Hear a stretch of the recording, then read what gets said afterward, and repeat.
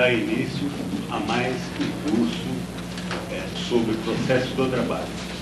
Nesta oportunidade, o tema específico é sobre a execução do processo do trabalho. O palestrante da noite é um colaborador assíduo da associação, tanto como palestrante, quanto como participando das revistas da ASP, dispensaria maiores apresentações. Todavia, o professor Estevão Malê é professor da Universidade de São Paulo, professor associado, tem a grande qualidade de aliar advogado militante, que é a tirocínio da advocacia, uma formação acadêmica. Então, tem colaborado muito conosco, todas as oportunidades em que se apresentam para temas da sua especialidade, que é o processo do trabalho, tem sido convidado e aqui tem comparecido, sempre dando uma importante colaboração aos nossos cursos.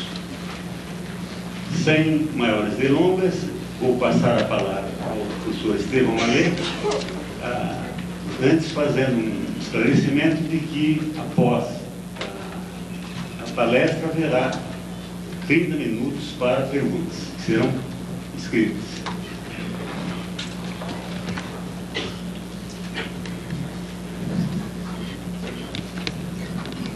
Meu caro doutor e amigo Ari Beltrán, caros participantes desse evento, eu devo de início sublinhar que é um prazer e uma alegria muito grande poder estar mais uma vez na Associação dos Advogados de São Paulo, participando desse evento.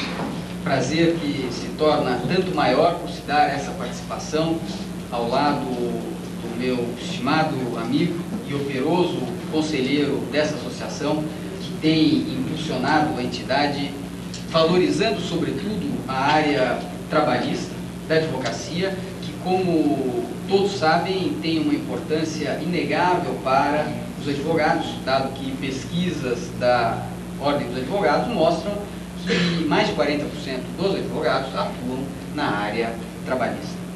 Portanto, é um prazer e uma alegria muito grande estar aqui.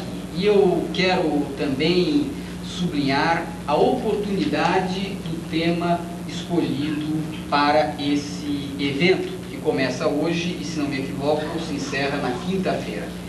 A execução trabalhista é um assunto que não pode deixar de ser estudado, de ser meditado e de ser considerado.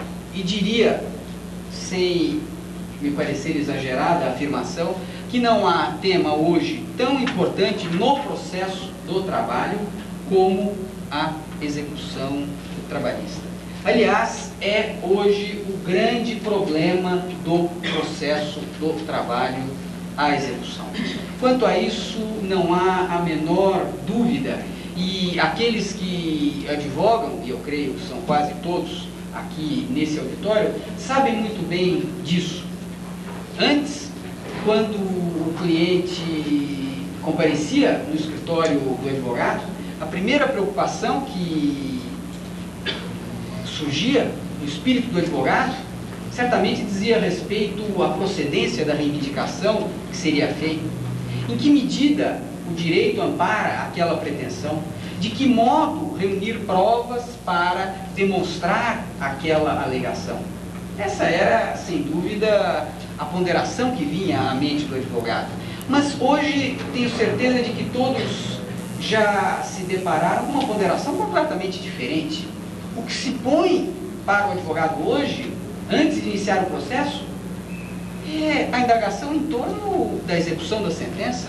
Será que vou receber esse crédito? A empresa tem patrimônio para responder? E já se antecipando, logo vem à mente do advogado: e os sócios? Tem patrimônio que pode amparar essa execução? Porque hoje não há a menor dúvida. O processo do trabalho tem como principal obstáculo a ineficiência e a ineficácia da execução de sentença. Isso é muito evidente. Os incidentes se sucedem, recursos, impugnações, embargos e todas as medidas são apresentadas. E se querem também uma demonstração de como o processo de execução se tornou difícil, moroso e complexo, procurem os repertórios de jurisprudência e façam isso comparando o repertório antigo da década de 70 ou do começo da década de 80 com um repertório recente agora, ano 2000 ou desse ano. No repertório da década de 80, os julgados sobre execução são pouquíssimos, escassos e com questões de enorme simplicidade. Hoje, os julgados sobre execução são os mais variados e no boletim da associação isso se reflete com uma nitidez evidente. Quantas não são as decisões tomadas em torno do processo de execução, mostrando que é esse o ponto que maior dificuldade gera na aplicação da lei trabalhista. E eu creio que há diversas razões que explicam esse problema. Mas antes de apresentar essas razões, eu gostaria de, diante disso que acabo de expor, manifestar a minha absoluta perplexidade diante da linha que parece seguir o legislador.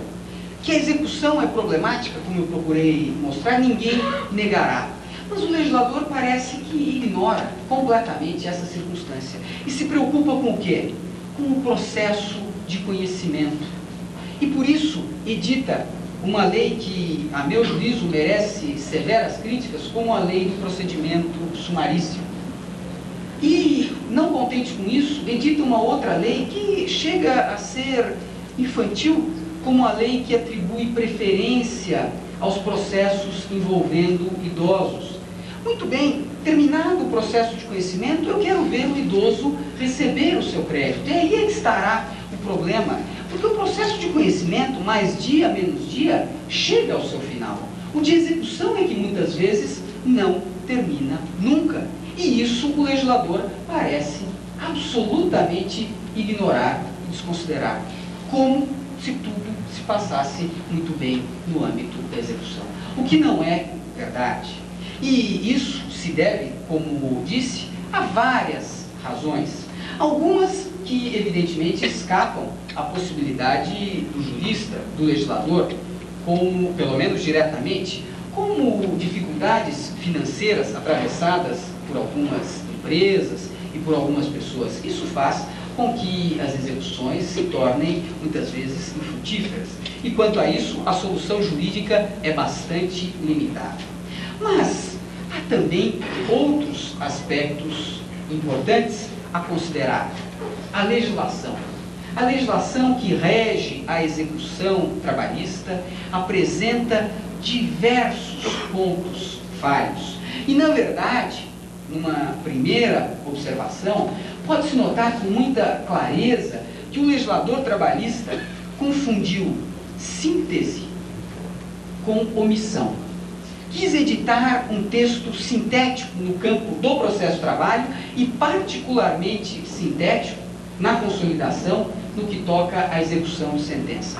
Só que com isso omitiu-se na regulamentação de diversos aspectos importantes. E em outros pontos, ao invés de se omitir, regulou mal diversos aspectos. E isso poderia ser corrigido sem grande dificuldade. Mas, além dessa questão e desse problema, soma-se a jurisprudência, que seguramente não tem contribuído para tornar mais rápida, mais simples e mais fácil a execução da sentença. Com decisões criticáveis, com inovações que eu pretendo examinar, e peço que me desculpe se invadir um pouco a sua matéria, mas com inovações que não se justificam, como, por exemplo, a que vem sendo aplicada pela 8ª turma aqui do Tribunal de São Paulo, sobre a qual pretendo mais adiante tecer algumas considerações em matéria de depósito recursal no agravo de petição. Tudo isso faz, esse conjunto de circunstâncias, faz com que a execução trabalhista seja esse cenário que todos nós conhecemos.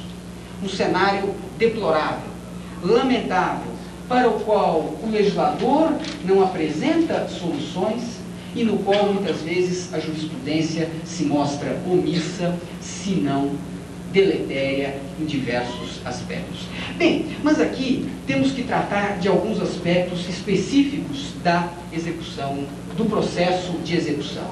Temos que considerar a liquidação de sentença, os embargos à execução e os embargos de terceiro. Mas, evidentemente, não caberia aqui, até pelo espírito do evento e da exposição, analisarmos dogmaticamente e de modo analítico os diversos aspectos desses institutos da execução. E por isso eu prefiro identificar apenas alguns pontos de maior interesse prático em cada um desses itens. E com isso, espero, inclusive, provocá-los para o debate, que é o ponto, sem dúvida nenhuma, de maior interesse, em que as questões trazidas do dia a dia poderão dar subsídios para uma reflexão mais interessante. E é com esse propósito que eu inicio fazendo referência à liquidação de sentença. Eu creio que nesse capítulo está evidenciada com muita nitidez a inépcia do legislador na regulamentação adotada pela consolidação das leis do trabalho. Vejam que a consolidação ainda prevê a liquidação por cálculos, algo que o processo civil já aboliu desde 94, e o faz de uma forma que consegue ser pior ainda do que a que era no Código de Processo Civil. Por quê? Porque o legislador, no artigo 879 da CLT, dá ao juiz a faculdade de abrir vista dos cálculos às partes. Trata-se de uma prerrogativa, como deixa expresso o dispositivo ao se referir a poderá o juiz abrir vista dos cálculos às partes. E, exercendo essa faculdade, inicia-se então o contraditório, o debate sobre os cálculos. E depois de um debate que se prolonga, dependendo da paciência do juiz e do ânimo das partes durante alguns meses, com manifestações de um lado e de outro, o juiz então finalmente decide a respeito dos cálculos, expede o mandado de citação e, com isso, o mesmo debate que havia se instaurado tem um novo momento para o seu desenvolvimento por ocasião dos embargos à execução. Um verdadeiro diálogo de surdos, como se tudo aquilo que já tivesse sido discutido tivesse novamente que voltar à arena para o debate. Mas, além de tudo isso, essa regulamentação tão canhestra que o legislador estabeleceu dá margem ainda a soluções piores, como a que encontra significativo apoio no Tribunal Regional do Trabalho da 5ª Região, na Bahia, em que se entende, vejam só a que ponto a deficiência do legislador pode levar à jurisprudência, em que se entende que se o juiz exerce essa faculdade e dá vista à parte ou às partes dos cálculos, o recurso de agravo de petição deve ser interposto contra a sentença de liquidação, sob pena de não poder a matéria ser discutida em embargos à execução. E por isso, a ideia de eliminar recursos no processo de execução acaba se traduzindo, por uma imperícia do legislador, agravada por uma deficiência da jurisprudência, na admissão de um recurso que não tem respaldo algum no ordenamento jurídico e nos princípios que informam o processo de trabalho. Mas vejam, isso ocorre, a ponto de já ter me envolvido com alguns casos na Bahia, em que não se admitiu a execução, a discussão dos cálculos em embargos à execução, porque o reclamado ou reclamante não havia apresentado agravo de petição contra a sentença de liquidação, agravo que é manifestamente incabível. Por que, diante de tudo isso, não simplesmente suprimir esse incidente de liquidação de sentença por meio de cálculos, como se faz no processo civil? Agora, é preciso deixar claro uma coisa: caso se adote essa solução, que me parece mais simples, mais rápida e mais eficiente, é preciso também admitir a imposição de penalidade ao litigante de má-fé. Porque, naturalmente, na medida em que os cálculos serão feitos de modo unilateral, por uma das partes, normalmente o reclamante, o controle exercido sobre esses cálculos antes da emissão do mandado torna-se mais tênue. E com isso a possibilidade de erros aumenta e, em consequência, a expedição de um mandado excessivo se torna uma possibilidade concreta, que deve ser controlada com a imposição de penalidade àquele litigante que age de má-fé. Para isso, é preciso afastar definitivamente a ideia de que o reclamante não pode ser punido por litigância de má-fé, uma ideia que, infelizmente, às vezes ainda perpassa algum julgado na jurisprudência. Mas eu não tenho dúvida de que, abolido esse incidente de liquidação, como é hoje no processo de trabalho, haveria um ganho enorme de simplicidade, de tempo e, portanto, de economia. E se evitariam outros incidentes desnecessários, como os que se colocam hoje na jurisprudência, a respeito da consequência da omissão da parte na impugnação da sentença de liquidação. Sim, porque, a despeito da clareza do artigo 879 da CLT, ainda se discute qual é a consequência da ausência de manifestação das partes a respeito dos cálculos. E existem inúmeros julgados do Tribunal Superior do Trabalho, alguns até de ilustre e eminente lavra, afirmando que a falta de impugnação à sentença de liquidação, evidentemente, quando exercida essa faculdade pelo juiz, portanto, quando há esse contraditório prévio, não inibe que nos embargos à execução, todas as questões dos cálculos que digam respeito a uma ofensa à coisa julgada, como, por exemplo, a inclusão de uma parcela que não consta no título executivo,